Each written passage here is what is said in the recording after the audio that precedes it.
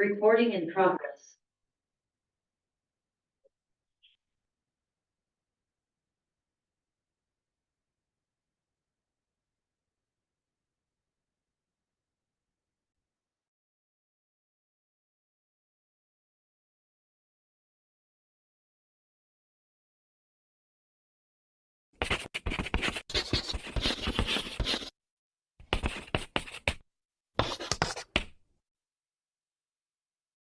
Hi, this is Brian. Welcome back to Philosopher's Notes TV. Today we've got another great book, Grit, by Angela Duckworth. Grit, subtitle, The Power of Passion and Perseverance. This is an awesome book, and you may notice that my chalkboard is already filled up with a bunch of goodness. I just went off, recorded something that I was really proud of. It was great, 15 minutes of what I thought was pretty awesome. I go check it out. Sound wasn't working. Had a little moment of an opportunity to practice some micro grit, and here we are. Take 2, Philosopher's Note, bunch of my favorite big ideas from the book. And just to highlight Angela Duckworth's background, she is the world's leading researcher on the science of grit. In fact, she created the field of grit, and it's just phenomenal. So you may have seen her TED Talk. If not, we'll link to it below. And I was super excited to get this book. One of our members let me know, actually more than one, that her book was coming out, pre-ordered it, read it the day it came out. Here we are a couple days later, and I'm like in philosopher heaven. I had this book and Anders Ericsson's Peak on the science of great expert performance. Angela actually talks about Anders Ericsson's work. We're going to talk about it a little bit today, and there you go. So, grit, 5 big ideas. Let's start with number 1, beast. Beast, what is that? That is short for Beast Barracks. Angela Duckworth started her research on grit at West Point. So West Point is an extraordinarily difficult place to get into, right? And the top students from around the country spend literally like 2 years prepping to get in. You have to have a congressman or a senator or vice president write you a letter of recommendation to get into West Point. Extraordinarily prestigious, hard to get into, yet once you get in, 20% of the class that starts will drop out by the end, and most of those drop out during the first 7 weeks of orientation in something called Beast Barracks. And for decades, military scientists were trying to figure out how to decide and how to predict who's going to drop out and who's not.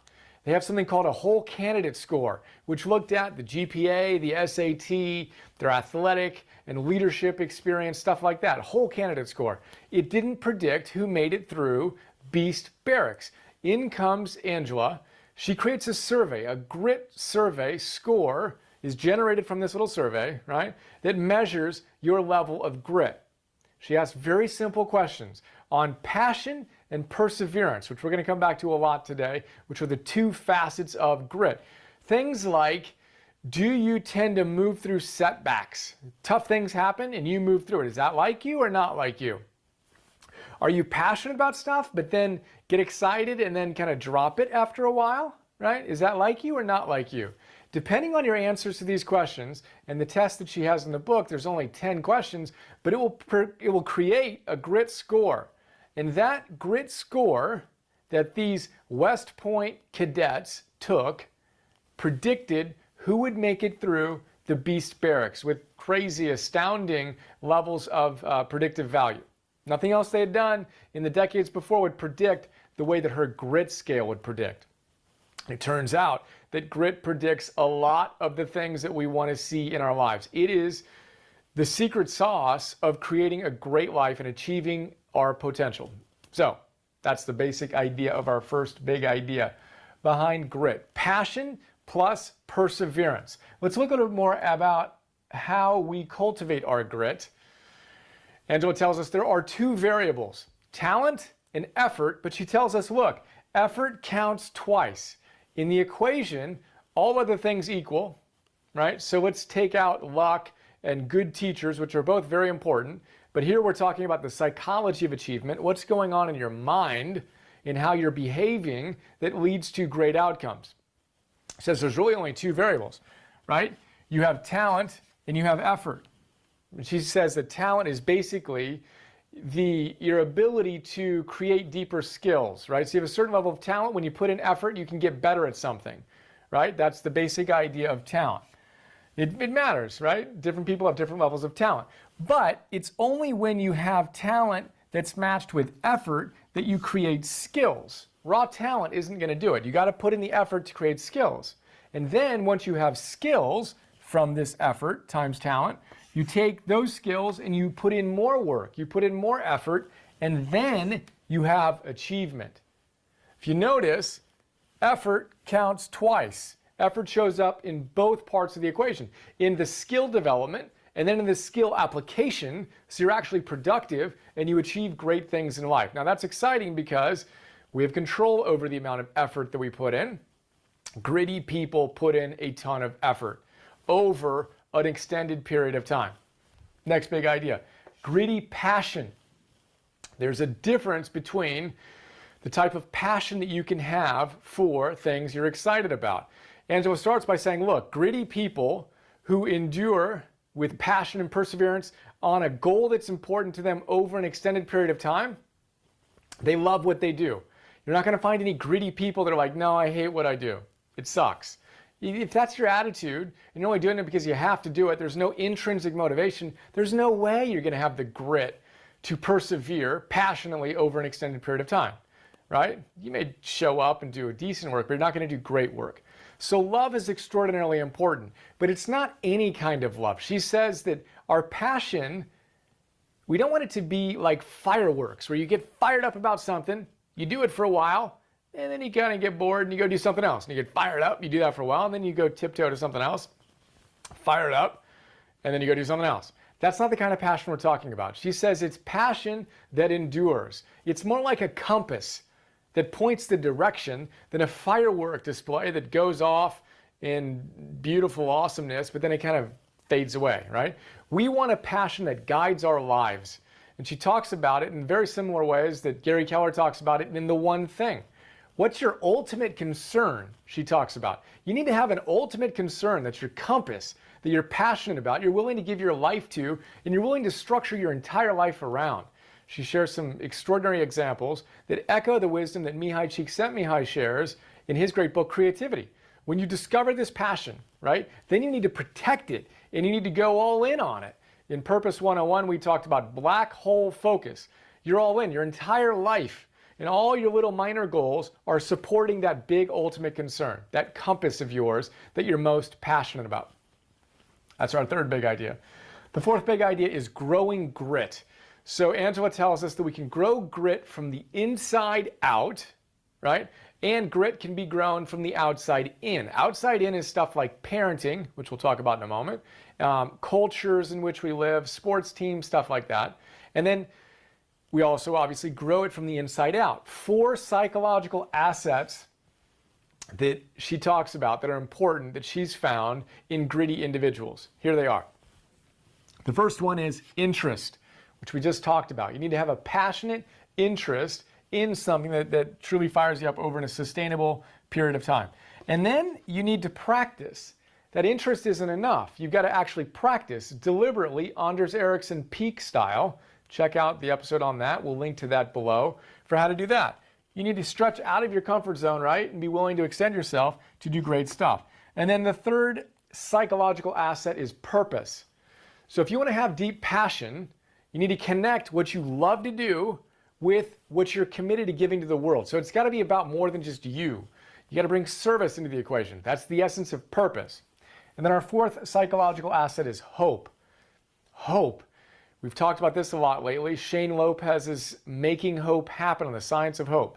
Angela talks about the fact that we're not talking about hope I kind of wish that my life is better in the future. You know, maybe it will be. That'd be cool. Gritty people, she says, resolve to make their lives better in the future. That's their hope. It's a very engaged, active hope. Better future, agency, a belief that they have the power to make it better, and then a willingness to try different pathways. That's the science of hope. That's the kind of hope we want to cultivate that gritty people have. So interest, practice, purpose, hope. The 4 psychological assets to growing our grit. And then the 5th big idea is wise parenting. So she's got a great section on cultivating grit from the outside in. If you're a parent, obviously you want your kids to thrive and to flourish. I certainly do with our son. And she says, wise parents do something interesting. And she has a cool little kind of chart that outlines this. Might be a little hard to see, so bear with me here. But basically, wise parents are up here in this little quadrant. And what they do is they combine high standards, right? So they've got high standards, super high standards versus low standards over here. And they have warmth. They're supportive. They're kind and supportive to their children while holding high standards and knowing that they're capable of a lot and challenging their kids to do that. Now you juxtapose wise parenting with authoritative parenting. Authoritative parenting has high standards, but they have very low warmth. They're cold. Hey, you can do this. Do it, right? There's no warmth to it. There's no supportive, nurturing capacity to it. On the other hand, over here, you have low standards and high warmth when you're talking about permissive parents. Permissive parents are, oh yeah, do whatever you want. That's cool. Low standards, but they're super supportive and warm. But you need to have both high standards and high support and warmth. If you don't have either, you're a neglectful parent. If you're watching this, my hunch is you're not following on that side of the spectrum, but check in. Are you a little bit too permissive and not having high enough standards, or are you a little bit too cold and you need to have a little more warmth? She shares a really cool study in the book, a number of them obviously, but one in particular on this context. And I should say that she describes the Latin root of the word parenting. Do you know what that is? I didn't know until I read this book, and it was just awesome. I created a little micro class on this as part of my prep for Fatherhood 101. Check that out as well. But for now, she says parenting comes from the Latin, which literally means to bring forth. So a parent brings forth the potential within their child. And she says, look, it's not just parents and children. It's anyone in a position that can support someone else in bringing forth their potential. Whether you're a teacher or a coach or a leader of any kind, you are parenting in bringing forth your potential. And the best way to do that is to hold high standards with high warmth. Yes, and to both of them. She shares this study on teachers, right? So researchers come in to a classroom, or however many classrooms, and they have the teachers kind of grade and offer feedback on an essay that these students write. They do everything they normally do. Oh, hey, feedback, try this. You may want to do that. Little feedbacks in the margin, right? And then they give them to the researchers, all those essays with feedback, they give them to the researchers, who then take them and randomly give them one of two different Post-it notes. On one Post-it note, kind of the control group, they have just a simple message that says, hey, Post-it, here's some feedback on your essay. On the other Post-it note, they said something along the lines of, I'm offering you this feedback because I have really high expectations of you, and I really believe you can meet those expectations. Gets me a little, I feel that even when I say that. Can you imagine receiving that? I have really high expectations for you, so I'm going to give you this feedback, and I know you can reach them. That attitude of kind of let's do it together. High standards, high warmth. So that's first part of the study, right? The kids get these back. And then the second part of the study was to measure which of these kids did more work, which ones submitted a new draft of this essay. The short story is the group that got the neutral, hey, here's feedback, 40% of them submitted a revised essay based on the feedback they got. The other group that had high standards and high warmth, 80% of them submitted a new paper. Wow, that's inspiring for me. I really want to do better, right? That's awesome. That's wise parenting, wise leadership, wise teaching, wise coaching. High standards, high warmth. And that leads us to kind of the essence of what we're doing as parents. What are we bringing forth as teachers and coaches and leaders? Our genius within. And Angela talks throughout the book. She starts the book and she ends the book and then brings it up throughout about the fact that her father, when she was a young girl, used to say to her, you're not a genius. You're no genius. And she says at the end of the book that her father was right when he said that she wasn't a genius. If he defines genius as someone who can achieve great things with no effort, well, in that case, she wasn't a genius and he wasn't a genius. But If you define genius as someone who's willing to show up with passion and perseverance on a goal that matters to them over the long run and to structure their lives and do their best to show up with excellence and to really create something of value in the world, well, then her father was a genius who did extraordinary things, right? And she was a genius, and most importantly, we each can be geniuses. We can bring forth the latent potential within us and actually give our gifts in greatest service to the world. So, powerful stuff. Parent yourself well, everyone around you, as you cultivate your 4 psychological assets: interest, practice, purpose, and hope. Get your gritty passion on. We're not talking about fireworks where you bounce from passion to passion, but a sustained, enduring compass that guides you in your life. Remember that effort counts twice. Talent times effort. There you go. You got your skills. Take those skills, put in more effort, and you've got achievement. You've got productivity.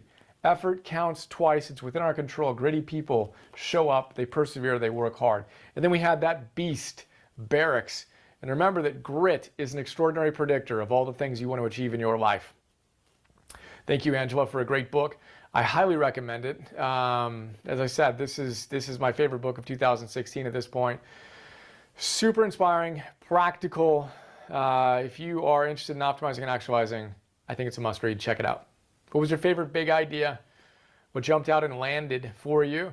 Think about it, reflect on it, write it down if you really want to make it stick, share it with a friend, and most importantly, go out and embody it as you have another awesome, gritty day.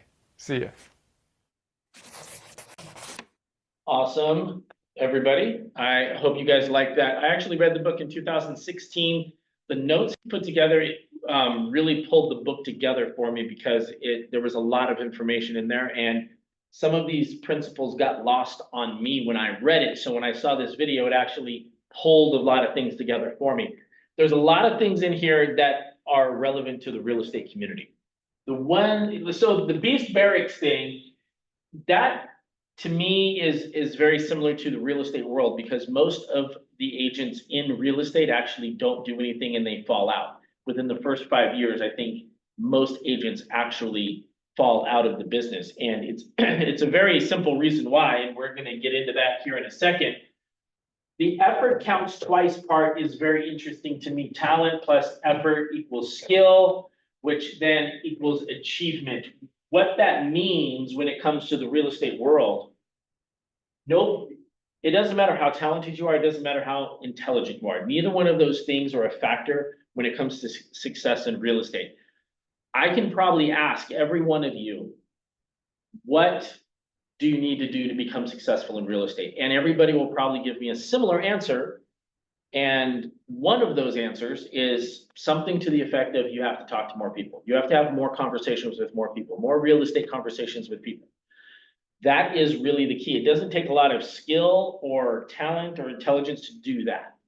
But what it does take is iteration. You have to do something over and over and over and over and over and over again.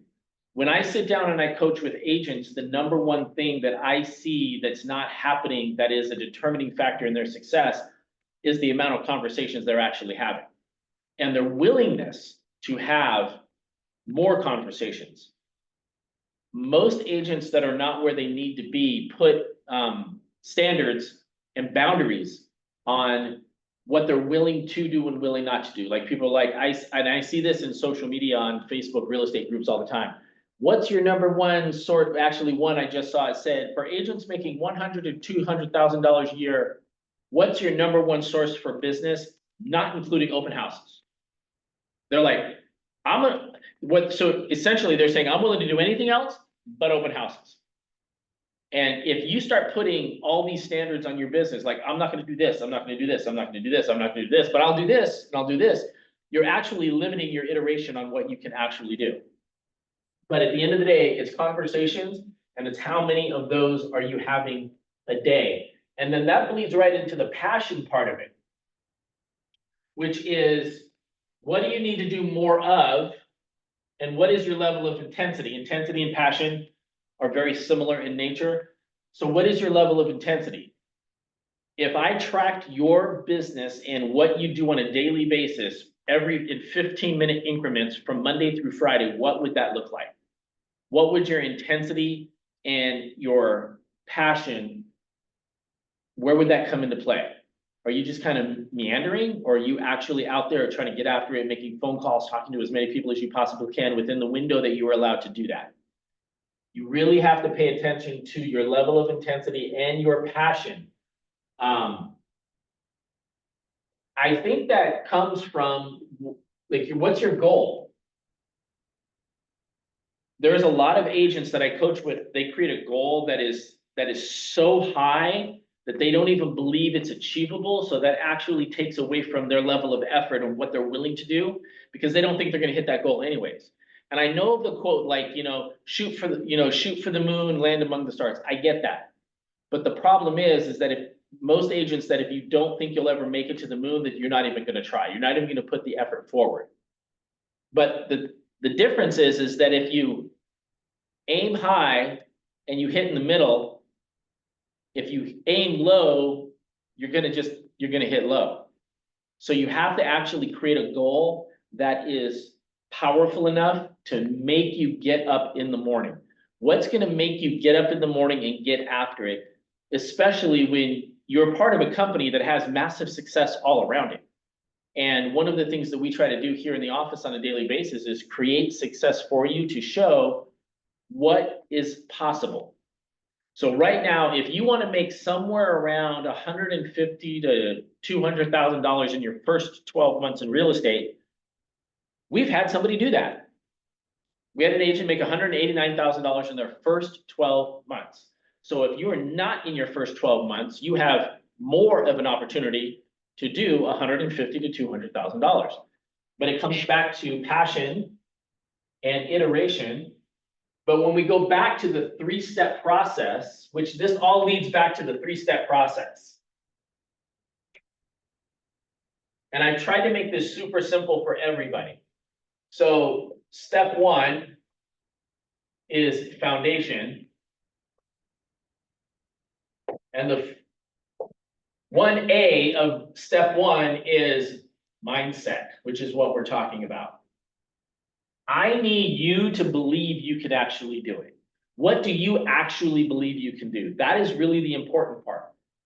Yes, you can make $150,000 to $200,000 in your first 12 months.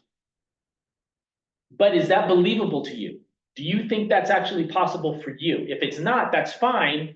What number is? What number is going to work for you? I know some agents that are like, when I first started, my number was $60,000. Mine was $60,000 because that was what I was already making in the job I had that I hated, that I wanted to get out of. And I'm thinking, man, if I could just do that, like, I'd be really, really happy. The difference between then and now is that, what was the average commission then? So 300,000. So the average commission was like $6,500 back. Man, I feel old. Wow. $6,500 per deal.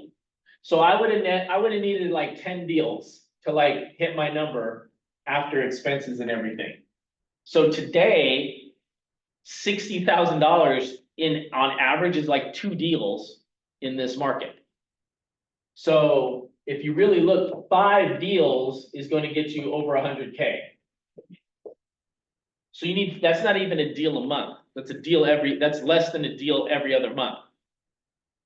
So, but you have to pick whatever number is your number. Mine was 60,000. Yours could be 100,000. But do you believe you can do that? If you don't believe, like, there's no way I'm going to do $150,000. If that's, what number would that be? Figure out what that number is, and then make that your goal. And then number 2 is database. We all have enough money. We all have enough people in our database to do 100K. Every single one of us. If you don't think you do, come talk to me and I'll show you how that works, because you absolutely do. The average person has 300 people that they know. Your job is to take those 300 people, get them into your database, and then talk to them as much as you possibly can. That's it. That is it. Everything else in the 3-step process is built upon those 2 things: your mindset and how many people in your database. Now, going to step 3A of the first step is online presence. So online presence is basically what are those people in your database seeing when they look for you, when you pop up on their For You page or on your Facebook or anywhere. When they search you, where do you pop up? Step 2 is lead gen. This is who you're talking to and how much are you talking to them. What are you saying to those people? And then step 3 is follow-up. And that's just constantly, aggressively following up with everybody that you know in some way, shape, or form and talking to them about whatever they want to talk about. The difference between what agents who are not successful think and what agents that are successful think when it comes to follow-up is what you're actually following up with. You are not following up with real estate stuff. You are following up with life stuff. You're following up with how are they? What are they doing? What are they up to? What's new with them? And you're talking to them probably 10 times more than what you're talking to people right now. However much you're talking to your people, you need to increase that by 10 because your job in this world is not real estate, it's actually relationships. Your job is to focus on relationships, have conversations with people, figure out where are they at in life and when are they going to need you. Most people in your life right now are not going to need you as a real estate agent, but if you're talking to them enough, when they do, you want to make sure you're top of mind. In addition, most people in your group are not going to use you, they're going to refer you out to other people. And they can't do that if you're not talking to them enough. The excuse that they know that I'm a real estate agent, that's not good enough these days. Because you don't know who's talking to those people. You need to talk to them so much that when somebody says, oh my gosh, I just got a job transfer and I'm relocating to Virginia, your name should just roll off of their tongues because you talk to them so much, they're so close with you, you have such a strong relationship that those people are having conversations to those people without you even knowing it, and then it just normally comes back.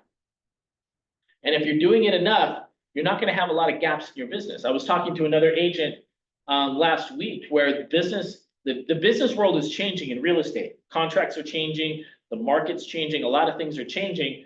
And this agent was not doing a ton of business right now. Like their pipeline dried up. And it's not that their pipeline dried up, that they were iterating every day, talking to people every day, following up with people every day, and there was just nothing happening. Well, within like a 2 or 3 day period, because of the amount of conversations that this agent was having, they got 3 deals. They have 3 deals coming up, 3 listings that are coming up within the next week. And it's not even part of the pipeline that they were just popped up out of the blue. And it's because of this mindset, online presence, lead gen, and follow-up.